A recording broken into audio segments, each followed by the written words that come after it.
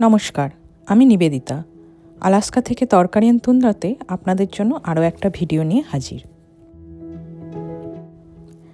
আজ আমি অফিস থেকে ফিরেই বানালাম ডিম ডাল। এটা খুব ইজি বাট টেস্টি রেসিপি। আমাদের এই ব্যস্ততার জীবনে এই ধরনের রেসিপিগুলো খুব কাজে দেয়। চলুন এবার তাহলে রান্নাঘরে উকি দেওয়া যাক।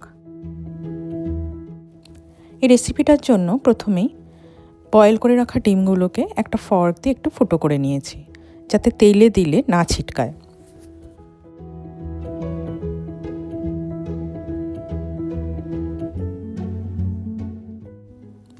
এবার একটা প্যানে তেল গরম করে তার মধ্যে অল্প একটু হলুদ আর নুন দিয়ে ডিমগুলোকে দিয়ে ভালো করে ভেজে নিয়েছি।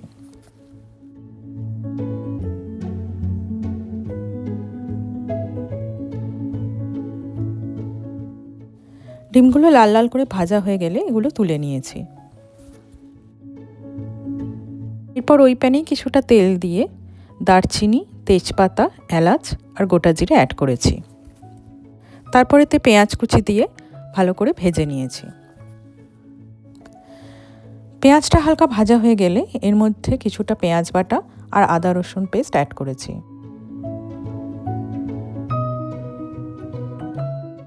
এরপরে সব কিছুকে কিছুক্ষণ ভেজে নিয়েছি। তারপরে তো একে একে হলুদ, লঙ্কা গুঁড়ো আর ধনে গুঁড়ো দিয়ে হালকা ভেজে নিয়েছি।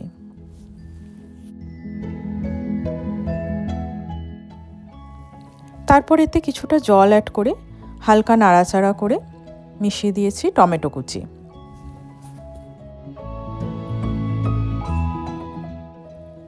এরপরে সব কিছুকে ভালো করে মিক্স করে নিয়েছি। এভাবে মশলাটা কিছুক্ষণ ঢাকা দিয়ে কষিয়ে নিয়েছি।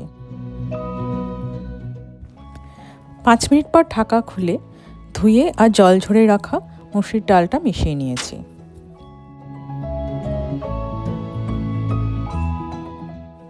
এরপর এতে কয়েকটা গোটা কাঁচা লঙ্কা আর স্বাদ মতো নুন অ্যাড করে ভালো করে মিক্স করে নিয়েছি। তারপর এতে পরিমাণ মতো জল অ্যাড করে ঢাকা দিয়ে প্রায় 10 মিনিট রেখে দিয়েছি।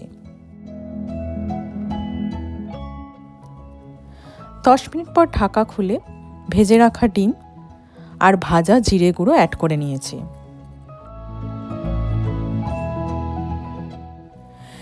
এরপর এই সব কিছুকে ভালো করে মিক্স করে নিয়েছি।